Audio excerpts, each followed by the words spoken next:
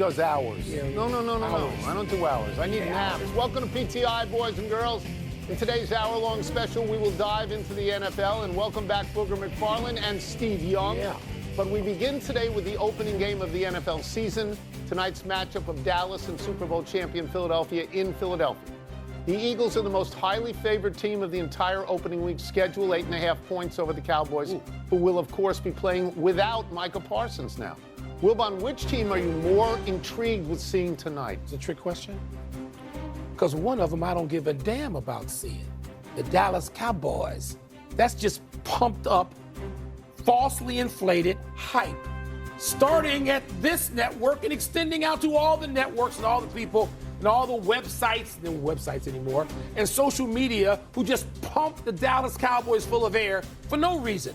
There's a championship team out there, and the Cowboys shouldn't even be the opponent. The Commanders ought to be the opponent tonight in Philadelphia, not the Cowboys, who, yes, I want to see what Dak Prescott looks like after coming off a season of a lot of injury time missed. But their most exciting player, they don't even have. The Cowboys don't have that guy. So I'm looking at a team that's going to get drugged. I'm looking at a team I expect to get beat down tonight. I'm going to disagree, and not because that's the format of the show. I'm going to honestly disagree. I am not the slightest bit intrigued with the Philadelphia Eagles. I'm impressed. I'm impressed with the Philadelphia Eagles. Right. They've gone to the Super Bowl 2 times in the last 3 years. Yeah. They won this past year. I want to get these notes correct. They've got 10 starters back on offense. You know what they did? And by the way, and they can use the tush push. It's still legal. Yeah. You know what they did to the Cowboys last year? They beat them 34-6 and 41-7, and that was when Dallas had you, boy. Okay? So I'm not. So why do you want to see the other team? I'm going to tell you exactly why.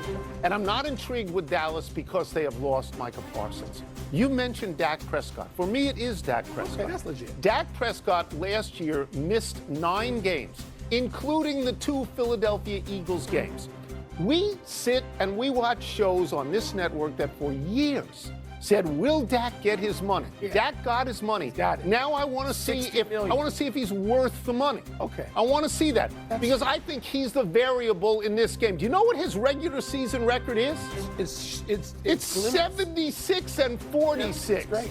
He's 9-4 against the Eagles. So in fact, Mike, I am intrigued on that side of the ball. Okay, I'm intrigued. I said I gave you Dak, but that's it. There's a whole team out there that has to deal with Saquon Barkley. But a great quarterback can keep you in the game and win the game. They didn't have it last year. Magic, Bird, Jordan, LeBron, Kobe. I'm not going to make Dak Prescott that guy. But I don't think he can control the game against this championship team. But if we're talking about being intrigued, I don't think Philadelphia, we know what they are. They're really good. Wouldn't you like to see another really good proven team in there against them?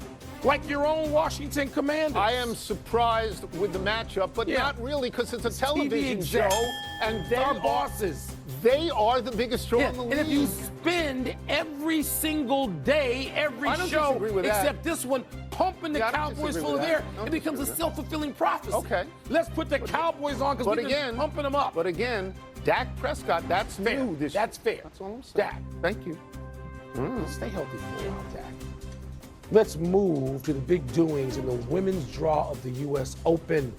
American Amanda Anisimova beat Iga Swiatek in straight sets to reach tonight's semis, where she's going to meet Naomi Osaka, my fave, who topped Karolina Muchova 6-4, 7-6. Tony, which of these results was the bigger deal to you? I know where you stand on this. You do. I know that you love Osaka more than anyone else in tennis. Yep. I should tell the people out there that I woke up this morning to a text that you sent to me after that match, which consisted of one word, Osaka, in capital letters and 4 exclamation points, right?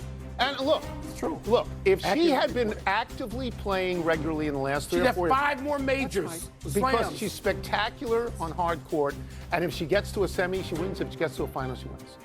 That's not the biggest deal today. The biggest deal today is Anisimova. Anisimova did something that words maybe can't do justice to. It is the greatest turnaround that I think we have ever seen in any sport. Just in Wimbledon, she plays Swiatek in the final. She loses 6-love, a double bagel in 57 minutes. She only won 24 points. Yes, it's total destruction. And she cries afterwards, and we all cry with her. So about a month later, the same opponent ranked 2 in the world, she beats in straight sets. I think she might have been happy if she won 3 or 4 games. She won 12. She won 12 in New York. In the 12 games they played in Wimbledon, as you said, she only won 24 points. So this is an epic comeback, and she should be applauded. She should be carried around on a chair. That's how great it is. The 2 most overused words in the whole language is sports, particularly. One of them is resilience. Culture is the other one, but resilience. This is resilience. Yeah. You know, I mean, you've been beaten down. There's no teammates. You can't look around and blame the long snapper. No. It's just you. And she crushed you at Wimbledon. So I agree. I watching some of this was just, it was really cool to see her come back. I found myself rooting for her to come back. Do you know how she prepped for this? Yeah, she watched it. She watched it. She watched what she did to Swiatek. Yeah. You know, how's that for mental fortitude, Holmes? Listen, again, how's that? Resilience. But let me just go back for a second to Osaka. I know, that's fine. Osaka can be the face of all tennis. Because while Sinner and Alcaraz beat each other's brains out all the time, it's not particularly, I love tennis. I played it. I love it. I love all of it. I don't care.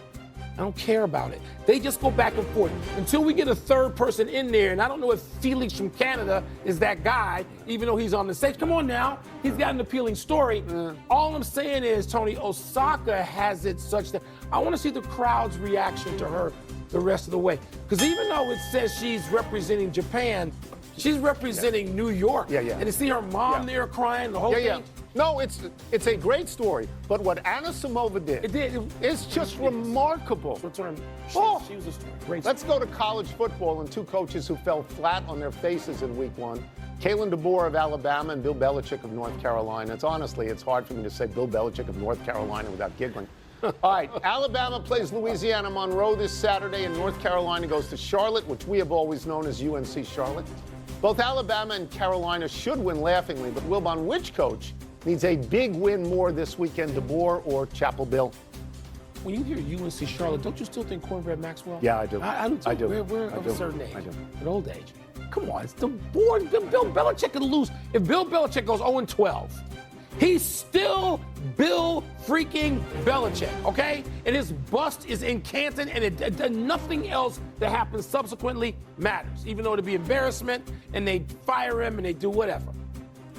DeBoer, if DeBoer loses this game Saturday night, the amount of texting going on among the Alabama boosters as they pass the hat to raise the money to fire him on Sunday would be amazing. That story, they're not going to lose, but it's still DeBoer. Okay, you're 100% right, it's DeBoer. And let's go a little bit deeper into this DeBoer thing.